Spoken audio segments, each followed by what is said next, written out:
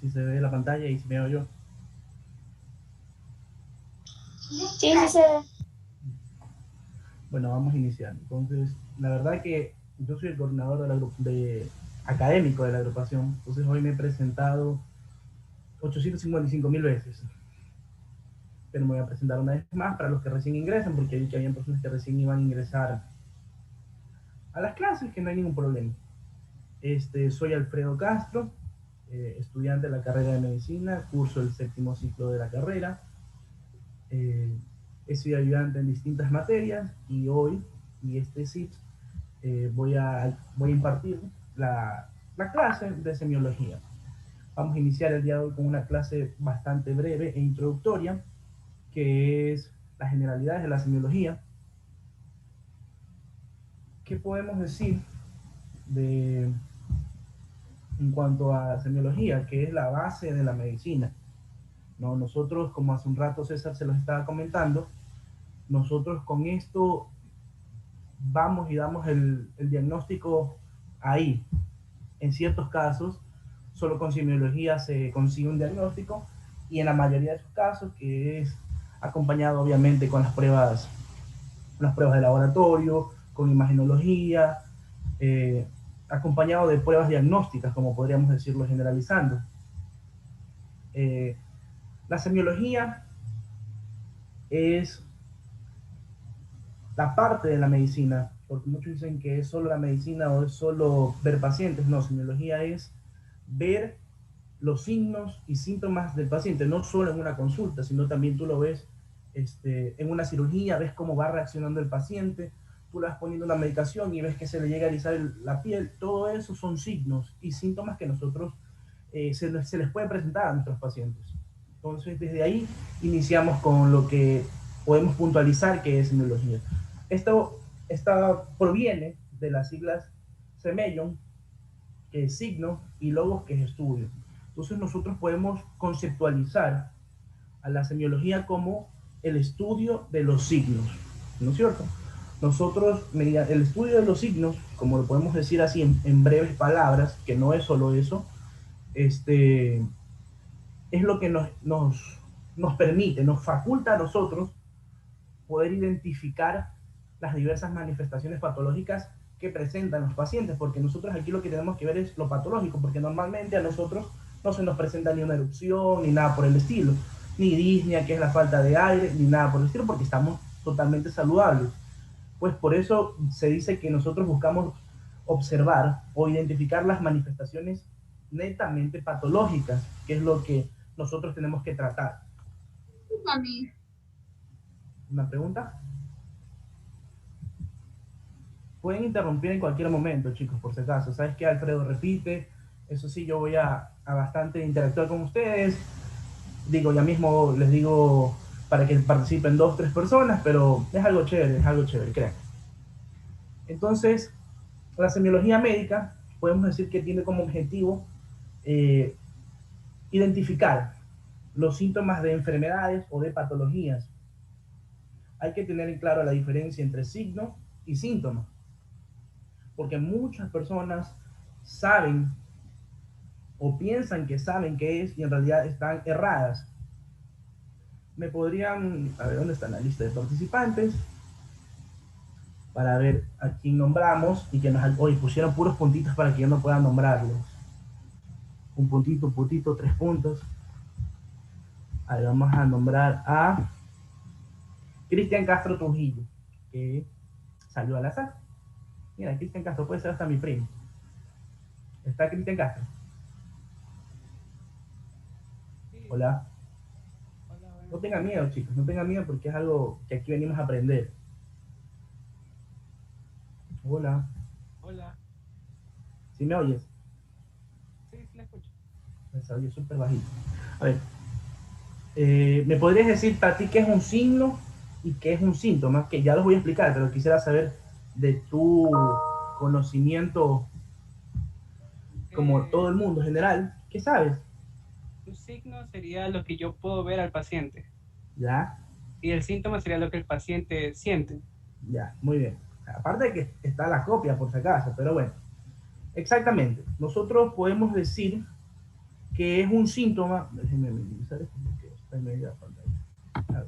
Nosotros podemos indicar o definir como síntoma lo que nosotros podemos observar y que el médico lo puede palpar, o sea, que hay una muestra, ¿no? Mientras que el síntoma es lo que el paciente nos refiere. Un breve ejemplo es, viene, no sé, César. Viene César y me dice, doctor, he tenido escalofríos. Yo no puedo ver sus escalofríos, yo no puedo sentir, no tengo con qué valorar que ha tenido escalofríos. Entonces, ¿qué podemos decir nosotros que es eso? Si es algo subjetivo, es algo que nosotros no podemos, no tenemos una base en qué respaldar lo que nos está diciendo el paciente. Entonces, eso es un síntoma. Mientras que a la misma vez César me dice, doctor, yo tengo una prima, una hermana, que es licenciada en enfermería y ella me tomó la temperatura y me indicó que tenía 38.5. Entonces, nosotros mediante ese 38.5 que se lo dijeron o que se lo indique el paciente, nosotros tenemos ahí que mediante el termómetro nosotros pudimos cuantificar lo que en realidad tenemos un respaldo para presentarlo, ¿no es cierto? Es algo que se ve, no se ve a ojos del médico, pero se ve mediante el termómetro, ¿no es cierto? Entonces nosotros ahí decimos que es un signo, perdón, que está cuantificado. ¿Por qué? Porque nosotros más adelante, cuando veamos la parte de historia clínica, nosotros vamos a tener que anotar lo que el paciente nos diga y vamos a decir cuantificado o no cuantificado, que es algo fundamental, porque si no es cuantificado, es un signo, es un síntoma, perdón. Entonces ya con esto, que nosotros tenemos algo con un respaldo para poder observarlo, ya sea mediante algún método, mediante termómetro, estetoscopio, rayos X, nosotros podemos decir que es un signo. ¿Sí, sí queda claro lo que es signo y síntoma, chicos? Sí. Sí. Ya, listo. Entonces, ¿qué pasa cuando un signo y un síntoma se suman? ¿Alguien me podría decir? Es la enfermedad. Sí y no. Aquí en semiología, en esta materia, nosotros vamos a tener la que es en la que nosotros tenemos que decir las cosas con nombre y apellido, ¿no es cierto? Entonces, eso podríamos, un signo más un síntoma, eso se llama un cuadro que es un síndrome. Ya lo vamos a ver más adelante, no se preocupe. ¿Qué sucede?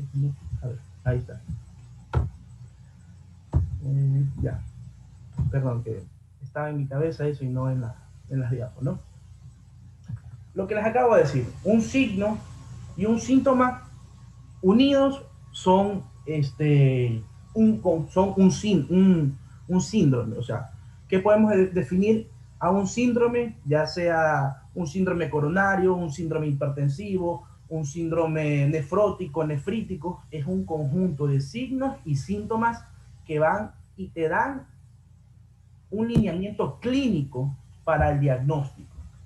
Si me hago entender, vamos a hacer esto. A vamos a ver si veo a alguien que ha estado desde temprano. Daniela Pacheco está, o sea, está aquí, pero si quieres participar. Sí, buenas noches. ¿Me podrías dar un ejemplo de la fiebre, pues, ¿no? De signo y uno de síntoma?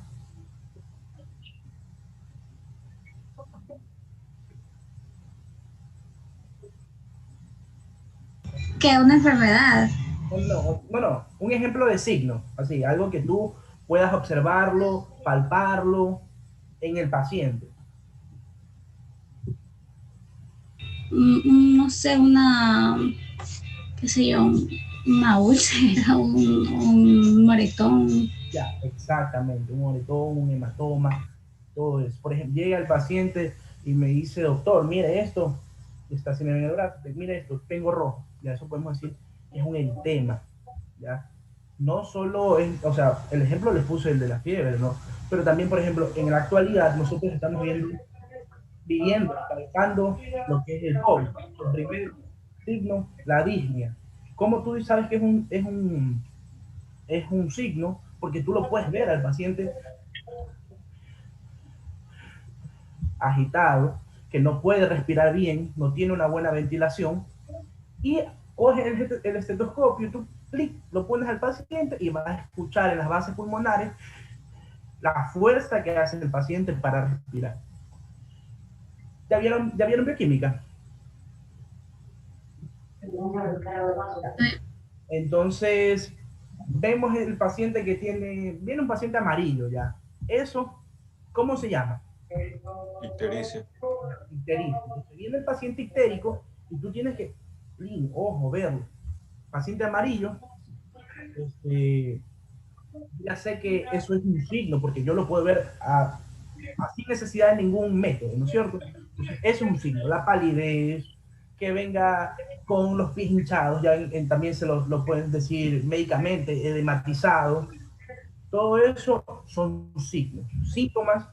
Doctor, me duele la barriga. Yo no puedo, como médico, con ningún método, de verdad ver que al paciente le duele la barriga. Si es una inflamación, la podría ver mediante pruebas de laboratorio, pero si es un dolor, que puede ser un dolor espinal, pero tengo que hacer un montón de análisis para poder ver cómo en realidad le ha dado ese dolor al paciente. Entonces yo no tengo a leguas para verlo. La tos, bueno, la tos sí, los escalofríos, las náuseas, el mareo, doctor, estoy mareado. Yo no te puedo decir que es un signo porque tú me lo estás diciendo, yo te veo en parada. Entonces, así, ¿no? Para que quede claro, ¿no? Como ya les dije, los dos sumados, signo y síntoma, causan lo que es el síndrome o presentan un síndrome, ya sea síndrome de estrés respiratorio, síndrome de hipertensión arterial, un síndrome doloroso, un síndrome ictérico, son los dos juntos. Como les dije al principio, esto es clínica pura. O sea, ya tenemos que comenzar a pensar qué puede tener este paciente.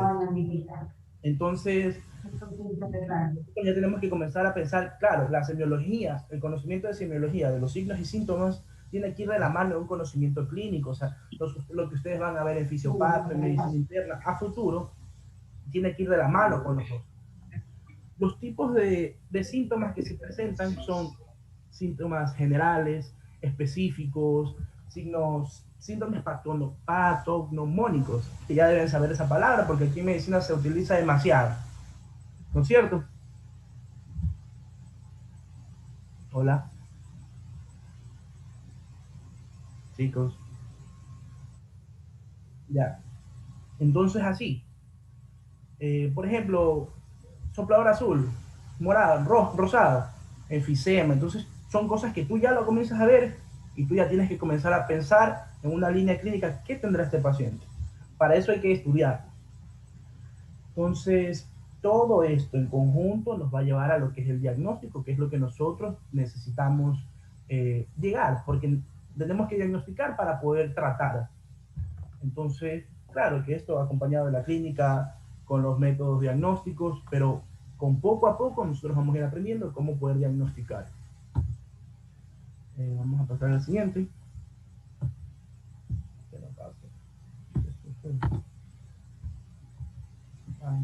Bueno, ahí estamos.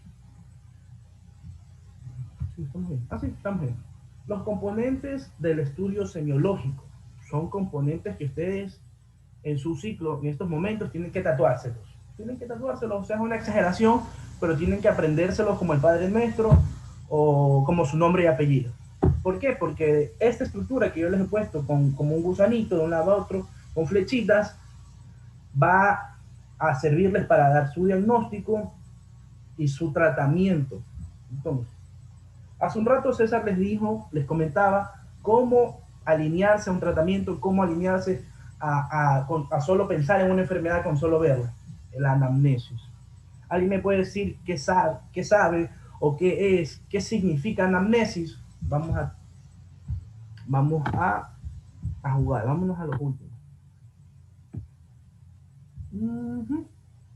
María de los Ángeles, María Angélica Vinces Macías.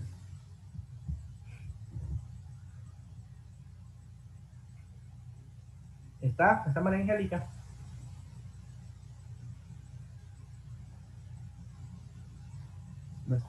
no quiere participar.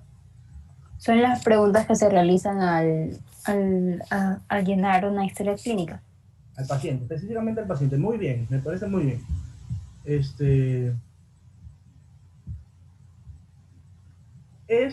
el interrogatorio que uno tiene uno a uno, los 10, 15, 20 minutos que tú le dedicas al paciente y tú ya dejas de ser médico y te conviertes en investigador privado, en novia tóxica, en novio tóxico. Tú preguntas desde la A hasta la Z. Déjenme ver un momento qué pasa acá. Están participando en el chat, voy a tenerlo abierto, entonces aquí a una vez.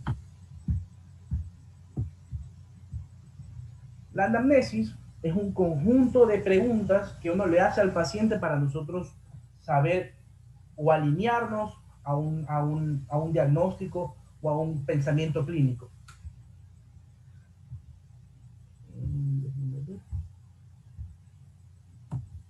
Ahí está, anamnesis, ahí está. Como les dije, es el interrogatorio que nosotros tenemos a un paciente. El interrogatorio tiene que ser un interrogatorio rico, o sea, un interrogatorio que tú puedas decir con todos estos puntos, con todas estas preguntas que yo le he hecho al paciente, ya si no es esto estoy jodido, o me faltó algo de preguntar. Entonces, ¿cómo es esto? Tú coges y le dices al paciente, cómo están los componentes, las partes de la anamnesis, ya les dije lo de arriba que es la forma funcional de diagnosticar, de llegar al pensamiento clínico, ¿no? Entonces eso vamos a abreviar. Vamos a llegar al paciente y yo le voy a decir, vamos a ver un participante. Vamos a ver un participante y ese participante tiene que ser varón porque han salido creo que 2 mujeres. Sergio Fernando Cruz. Está Sergio Fernando Cruz. Puedes decirlo por micrófono o por el chat, como quieras, pero quisiera que participe Sergio Fernando Cruz.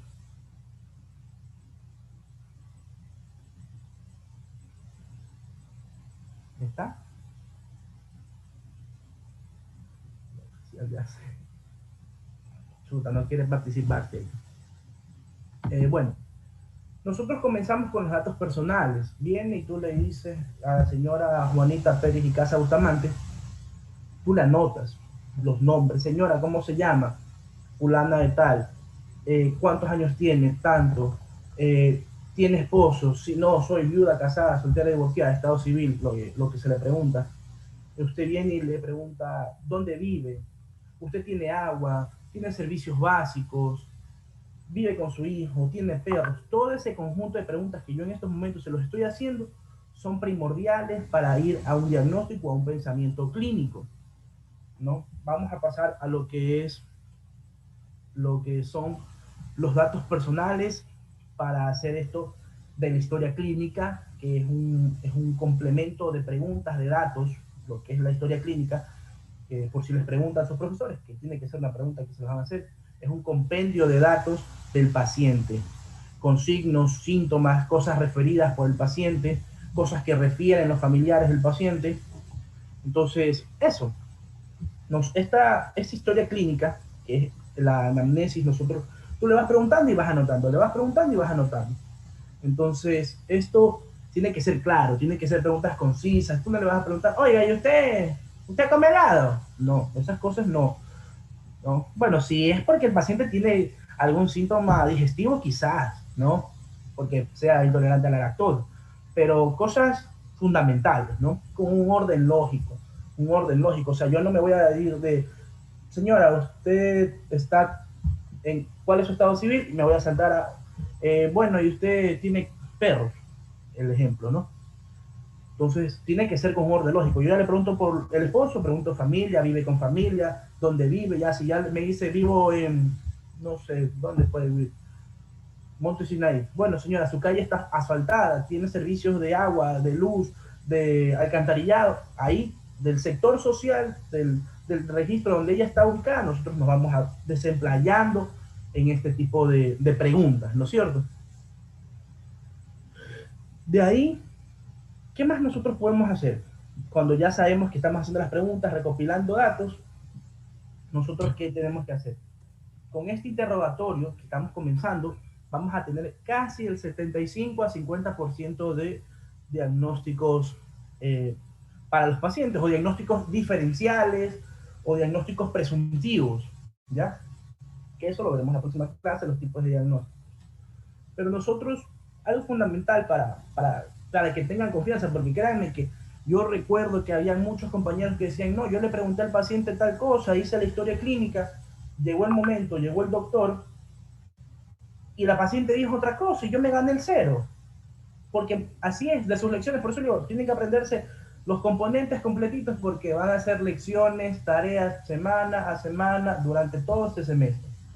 Entonces, tienen que ganarse la confianza del paciente, no bravos, saber en qué lenguaje hablarlo, porque es totalmente diferente hablarle a una persona en la clínica Kennedy, que tiene PhD, 3 maestrías, a que hablarle a una persona que vive, no sé, en un cantón rural de Guayaquil, en una comuna rural del Ecuador, donde no tiene un gran léxico o un léxico requerido para, tienes que saberle sacarle las preguntas y las respuestas al paciente.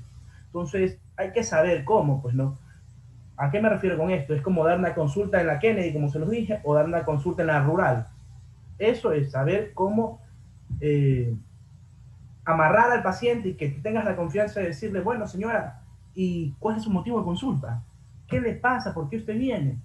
Entonces, eso, la confianza, un lenguaje, como ya les dije, un lenguaje claro, y tratar de conllevarla, porque muchas veces, como yo me acuerdo que me lo dijeron a mí cuando yo fui estudiante de semiología, es el paciente muchas veces llega a la consulta y ya se me pasó, venía con dolor de cabeza, doctor, pero verlo usted, ya se me pasó. Que muchas veces puede ser real, ¿no? Entonces, tratar de conllevar, porque si tú llegas a una consulta y ves a un médico con cara de amargado, chuta, no le quiero hacer nada, este man, pues este tipo está enojado. Entonces, eso es primordial. Últimamente, en las últimas promociones, los últimos años en la carrera de medicina que yo he visto, yo he tratado médicos ya graduados, se preocupan mucho de esa relación médico-paciente que tiene que tener uno, la empatía médica, para poder tratar a una viejita, a un niñito, a una persona adulta, como normalmente se trata. Pero a un niñito tú tienes que decirle, mija, a ver, te duele aquí, te duele acá. Entonces, es la empatía lo primordial en el momento de la anamnesis. ¿Qué vamos a preguntar específicamente? Identificación de datos personales. Nosotros vamos a preguntarle al paciente lugar y fecha. Bueno, en la historia clínica vamos a registrar lugar y fecha, nombre completo del paciente, cédula de identidad. ¿Por qué cédula de identidad es específico? Porque el señor se puede llamar, vamos a ponerle un nombre, no sé, Alfredo Castro Alvarado. Miren, los 3 nombres tiene. Alfredo Jesús Castro Alvarado, ese es el nombre del paciente. Y en la mesa, en la cama 5 hay otro Alfredo Jesús Castro Alvarado. Entonces, ¿cómo tú los identificas si son el mismo nombre? ¿Qué haces tú? Cédula de identidad. Con la cédula de identidad, ese es A y ese es B, se acabó. Con cédula de identidad, porque pasa, créanme que pasa ese tipo de situaciones. Preguntamos cédula de identidad, preguntamos número, edad, preguntamos el género, tenemos que preguntarlo y anotarlo. Preguntamos si ese paciente tiene o no seguro social. Anotamos la raza, que ya lo vamos a ver, todo este tipo de registro lo vamos a poder ver. Yo les voy a enviar un formulario, un formato de historia clínica que a mí me ha ayudado desde que vi esta materia. Entonces, el estado civil, si es casada, viuda, divorciada, unida, horrorizada, lo que sea, tú se lo preguntas. Te preguntas en qué trabaja. No, yo trabajo en una constructora, tengo 30 años siendo albañil.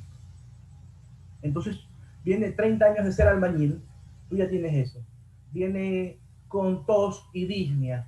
Tú ya comienzas a ver un trastorno respiratorio a causa de la larga data que ha tenido ese paciente en lo que es su trabajo, que ha sido sin querer. Él nunca quiso enfermarse por trabajar, pero esto sucede en la vida real, es palpable día a día en lo que es la ciudad. Entonces, ya tenemos la ocupación del trabajo, ocupación del paciente, lugar de su domicilio, lugar y fecha de nacimiento, porque muchos pacientes viven aquí en Guayaquil y son de Puerto Viejo, Manabí. Entonces tú tienes que poner, señora, señor, su lugar y fecha de nacimiento. Yo nací en Puerto Viejo el 6 de diciembre, Puerto Viejo 6 de diciembre del 95, ejemplo. ¿Vive aquí en Guayaquil? Sí, doctor, yo vivo aquí en Guayaquil. Entonces, así nosotros vamos a ir avanzando en lo que es los datos personales del paciente, que son fundamentales. Aquí tienen que preguntarle de todo, porque muchas veces tú le preguntas al paciente, ¿usted toma medicamentos? Y ellos dicen, no, yo no tomo ningún medicamento. Vale, toma, te dan los datos de la enfermera, los datos de presión, y tiene una presión elevadísima. Sí, doctor, es que yo tomo ese Losartán, pero no me la tomé esta semana, porque se me acabó. Entonces, señora, usted sí tiene un problema cardiovascular, entonces uno tiene que saber sacarle. Vienen esos viejitos y tú de la nada muchas veces toca.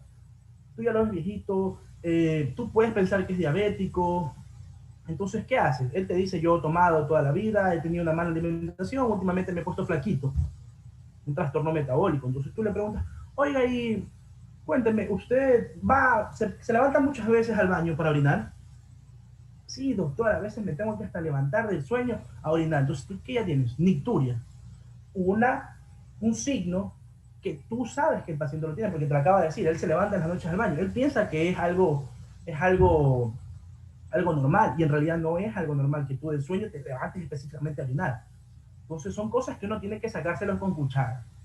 Muchas veces cuando yo vi esta materia, un doctor muy querido me dijo, semiología y una buena anamnesis la hacen los que son labiosos, la hacen las zapas, la hacen excelente las zapas y los labiosos, porque tú tienes que preguntarle, tratarlo al paciente para que te dé la información que a ti en realidad te va a servir. O sea, tú puedes estar de zapa un rato, pero a ti te va a servir específicamente para llegar a ese diagnóstico.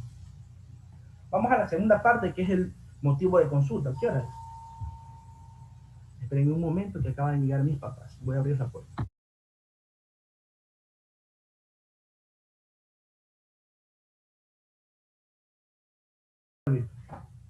En cuanto al motivo de consulta, que nosotros después de haberle hecho totalmente la anamnesis al paciente, preguntarle de la A a la Z, nosotros tenemos que preguntarle al paciente algo fundamental, que es lo que él siente. ¿Cuál es su motivo de consulta? Él te va a decir, doctor, mi motivo de consulta es un dolor abdominal. Tú anotas en la historia clínica dolor abdominal. Si te dice, no sé, sangrado en el dedo, tú anotas. En el motivo de consulta, tú lo registras específicamente como el paciente te lo está indicando a ti. O sea, tú pones motivo de consulta, el paciente refiere que tiene diarrea. Tú pones eso. O muchos no ponen ni el paciente refiere, sino diarrea. Se acabó. Pasemos. Entonces, eso es el motivo de consulta. Nosotros en el motivo de consulta lo registramos específicamente como él viene.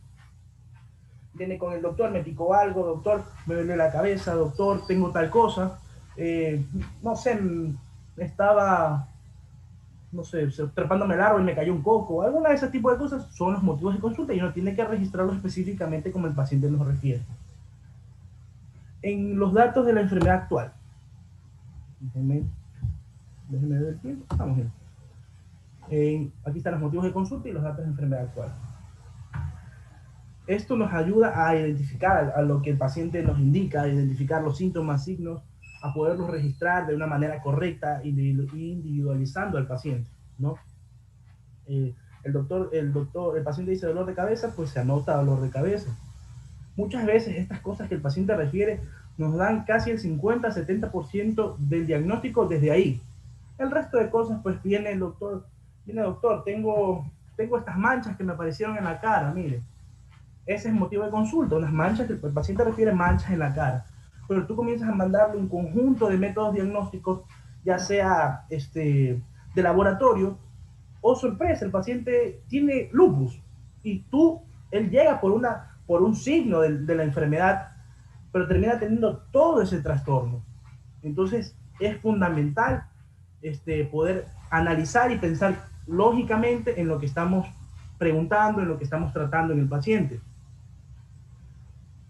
Bueno, vamos a avanzar en cuanto a la enfermedad actual. La enfermedad actual es el análisis el análisis, aquí está.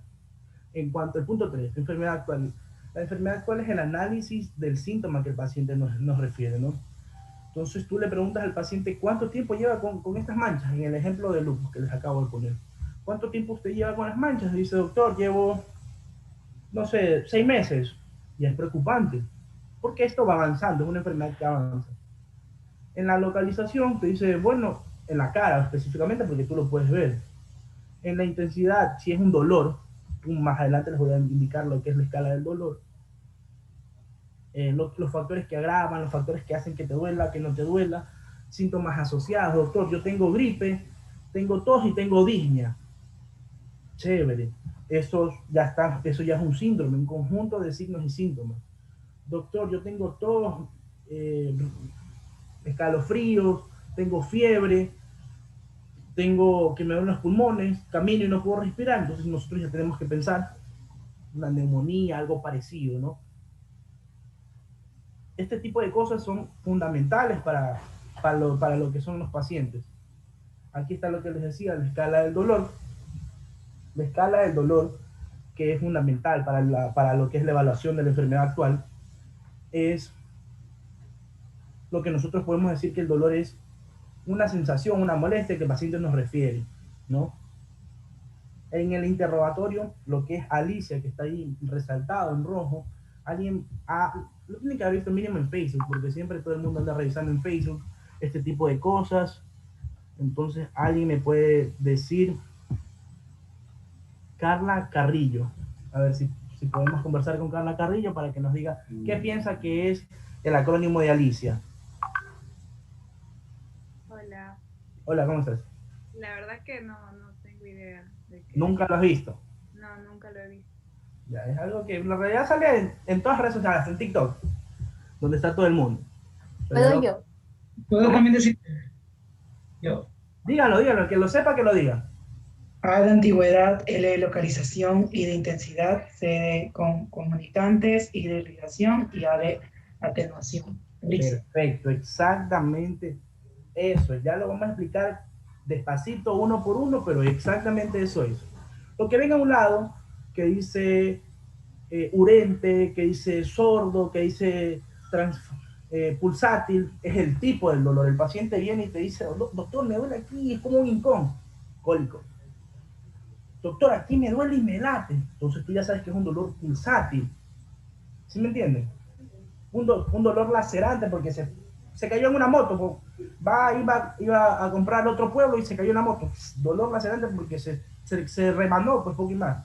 Entonces, ese es el tipo de dolor que nosotros tenemos que clasificarlo, porque aquí en esta materia que es semiología, nosotros clasificamos todo para que el médico clínico, para que el intensivista, para que el médico que lo trate tenga todo desplayado y pueda llegar a un diagnóstico. Muchas veces nosotros como médicos generales o los que estamos tratándolo en la emergencia no somos específicamente quien lo trata al paciente. Nosotros lo registramos, lo metemos a hospitalización y ahí lo trata ya el intensivista, lo trata el especialista en medicina interna o algún subespecialista específico, ¿no? Nosotros lo que hacemos es registrarlo de una muy buena manera para que te feliciten a futuro. Ese man hace unas buenas historias clínicas, tráelo, así.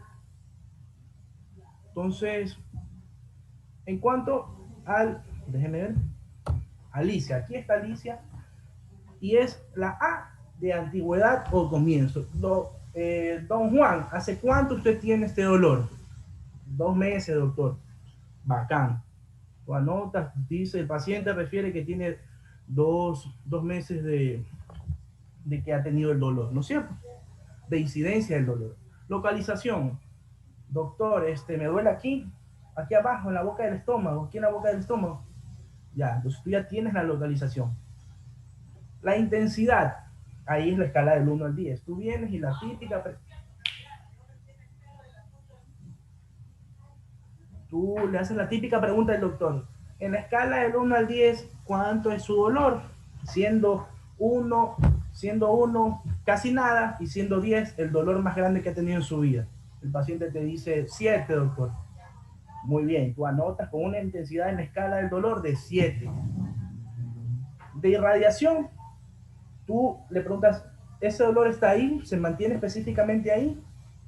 ¿O se mueve? Muchas veces tú le puedes decir al paciente con conocimiento si se irradia, pero al paciente, como les expliqué, con la claridad del lenguaje que tenemos que tratarlo, es al señor, ¿usted siente que el dolor se le mueve, se le va para un lado? Sí, doctor, de aquí me pasa acá. Eso pasa cuando los pacientes se presentan síntomas digestivos, que es el dolor se pasa moviendo de un lugar a otro.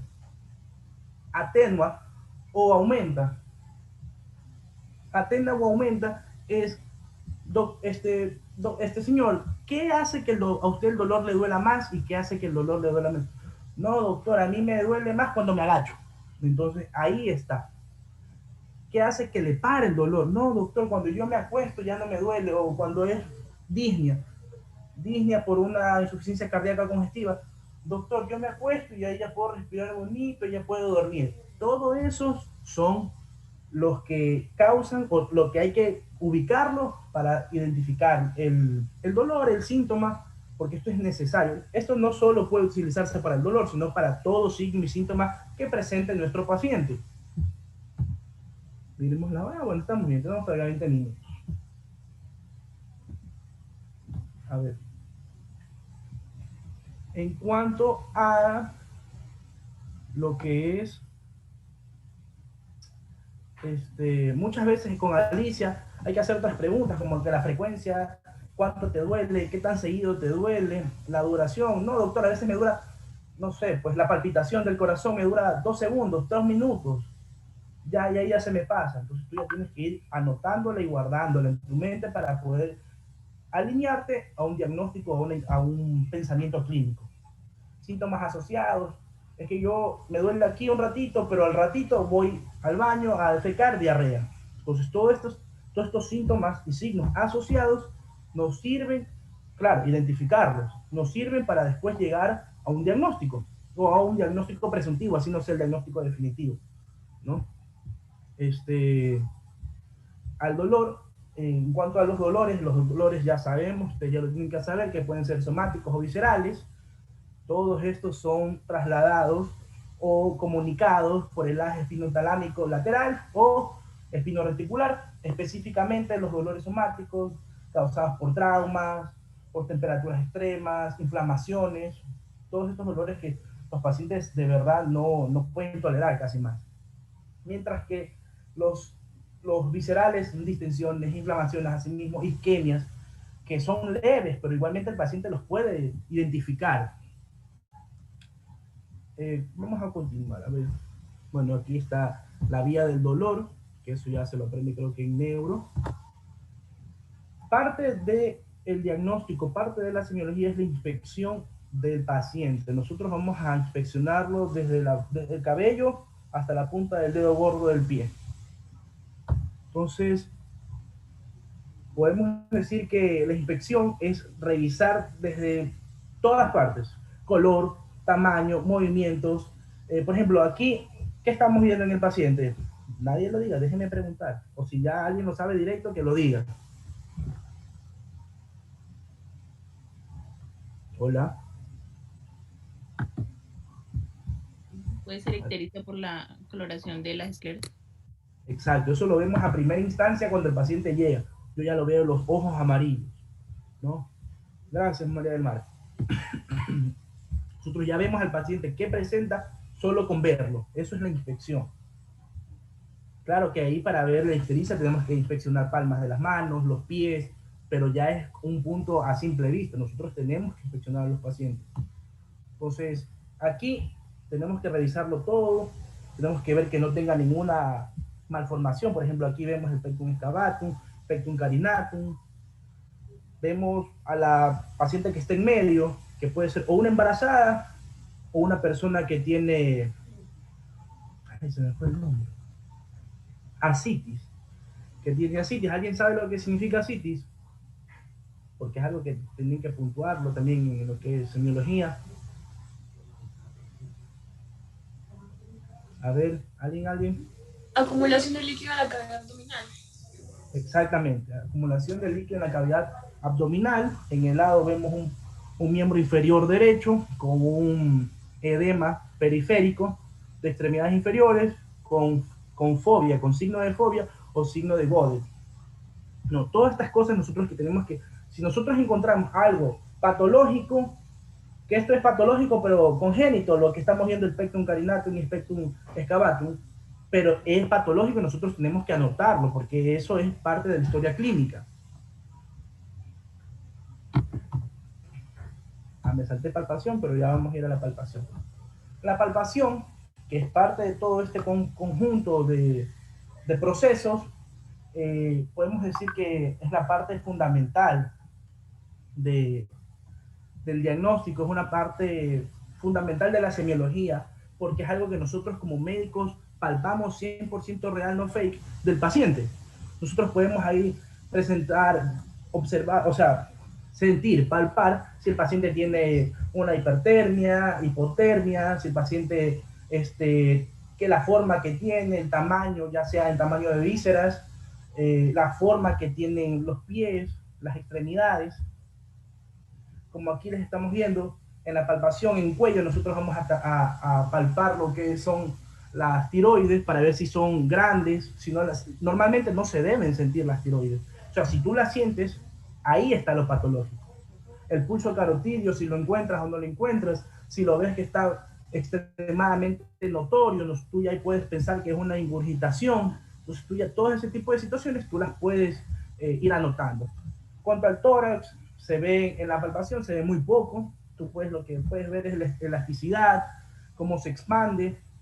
En abdomen, palparlo sí es bastante importante porque tú aquí vas a analizar, voy a identificar el tamaño de las vísceras, cómo está el hígado, cómo se presenta el estómago, si le duele al paciente a la palpación, si al hundir las manos tiene dolor.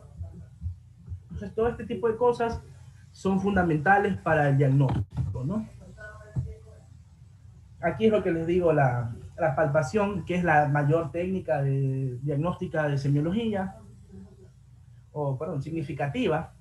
Aquí el tip que yo le puse abajo es tratar de que el paciente esté relajado, con las manitos bien puestas, las manos, si estás en el hospital, tratar de hacértelas así, calientitas, porque es bastante feo para los pacientes de la UCI que están totalmente helados, palparlos y tú más heladas las manos, ¿no? Pero un momento.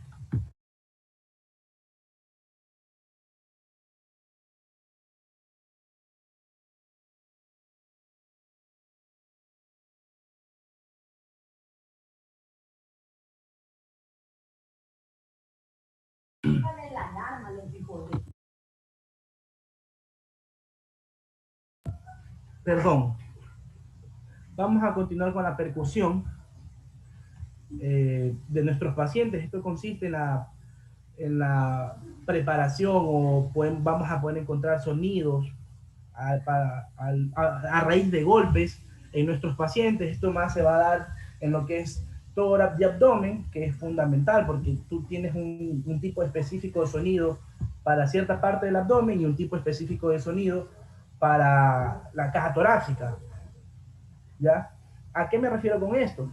Que si la caja torácica tiene un sonido patológico, podemos decir que con las clínicas que tenga el paciente es que está encharcado, que un paciente esté con edemas, todo ese tipo de cosas lo podemos ver simple y sencillamente con este tipo de examinación. Ahí está, que fue de los primeros que estaba iniciando lo que es la percusión en pacientes. Ahí están los ejemplos de los barriles, porque nosotros tenemos que tener un sonido específico como el de un tambor en ciertos sectores topográficos del abdomen. Aquí está la forma en la que nosotros tenemos que palpar a los pacientes, que hacer la percusión en los pacientes. El dedo flexímetro y el dedo percutor, que es, creo que ya lo han visto mucho, aplastas, te ubicas topográficamente en el paciente, digamos que en la parte del hígado, y tú vas y le das el golpe y tiene que percundirse y sonar como algo matizado, porque nosotros vamos a estar ahí el hígado. Entonces el hígado es algo duro que nosotros estamos tocando. A diferencia de la percusión en el estómago, que tiene aire, entonces vamos a escucharlo de una forma diferente.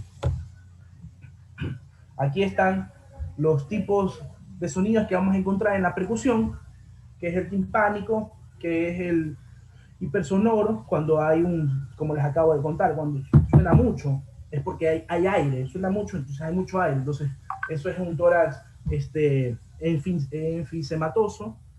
Un tórax normal tiene que sonar normal. Matizado, como se los acabo de mencionar, en el área del hígado, Si hay masas, también van a aparecer de la misma manera. Aquí está la topografía que les acabo de mencionar, los dos sectores que van a sonar de una forma totalmente diferente, pero son parte de la percusión para esta examinación, ¿no? Ahí está la ubicación que tenemos que tener en nuestro paciente. Desde ese punto bajar y movernos topográficamente en esas direcciones. A los pacientes con ascitis, de la misma manera, que tienen los ojos un poco más hinchaditos, de la misma manera, ¿para qué? Para que el líquido se mueva y nosotros poder ver qué cantidad de líquido hay. O sentir, oír qué cantidad de líquido hay. En cuanto a la auscultación, que es lo que más van a aprender, o lo más importante actualmente, porque antes se oía con la oreja del doctor al paciente, o con este tipo de sonógrafos, algo así, donde el paciente, la parte grande, la ponía en una localización del paciente, y el doctor escuchaba del otro lado. La auscultación principalmente nosotros la vamos a utilizar en lo que es caja torácica. Podemos utilizarlo en lo que es área cervical para los pulsos, para escuchar cómo suena, lo que va la sangre, pero específicamente es para el área pulmonar y para el área cardíaca, que nosotros vamos a tener los focos cardíacos y los pulmonares, que lo veremos más adelante. Esto es una clase introductoria. La auscultación, como les acabo de mencionar, es específica para ciertos sectores, para ciertos sistemas. Como ven, en primera instancia está el sistema circulatorio, sonidos normales cardíacos, soplos, no sé, para el área específica del corazón, mientras que en el área pulmonar, como actualmente vivimos con COVID, específicamente para hacer diagnósticos pulmonares, porque una cosa es una disnea por cardíaca y otra cosa es una disnea pulmonar. Entonces todo ese tipo de cosas nosotros lo vamos a ver, porque por ejemplo llega el paciente con disnea y tiene en la auscultación tú no oyes ninguna patología, entonces tiene que ser por alguna otra situación, ¿sí me entienden? En cuanto al abdomen, nosotros vamos a auscultarlo para sonidos hidroaéreos, para ruidos hidroaéreos, que eso lo van a ver también en lo que es semioradio, creo que es semioradio, porque ahí ustedes van a ver cómo se va, mientras están viendo la radiografía o la tomografía, van a ver lo que es escuchar en los sectores en los que no hay aire dentro del sistema digestivo, y cómo es la diferencia en la auscultación en sectores que sí hay aire. Y ya, creo que terminamos bien con el tiempo. Podemos decir aquí las conclusiones. Que alguien las lea, por favor. Vamos a ver. Vamos a ver quién nos va a leer, quién nos va a participar. Dice José Yagual. José Yagual, ¿podrías ayudarnos con esto ya para terminar la clase de hoy?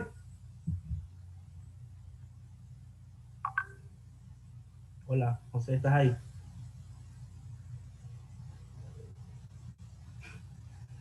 O Juan Ponce, cualquiera de los dos. Alguien, no. Se durmieron estos alumnos. Yo puedo leer. Ya, a ver, ayúdanos, Daniel. La semiología comprende el estudio de las manifestaciones clínicas de la enfermedad, los signos y los síntomas. El examen semiológico comprende tanto el interrogatorio, el examen físico y la interpretación de los estudios complementarios. El examen físico consta de 4 elementos básicos: la inspección, la palpación, la percusión y la auscultación. Chicos, ¿alguna duda? ¿Alguien que no haya entendido? Alfredo repite tal parte. Sin ningún problema yo les puedo repetir. ¿Todo quedó claro, chicos? Sí, Alfredo, gracias. Ya, entonces yo en el grupo les voy a enviar lo que es la estructura o el formato de historia clínica que a mí me ha ayudado toda la carrera, y les voy a mandar las diapositivas si es que las quieren. Si no, no hay ningún problema. Con la historia clínica ustedes ya se pueden ir viendo cómo hacerla. ¿Les parece? Sí. Ya, pues entonces... Muchas gracias. Sí, muchas gracias. Ahí está, perfecto, ¿no? Gracias. Hasta luego. Gracias. Bueno, pues chicos, que tengan una linda noche. Mañana nos vemos a la misma hora.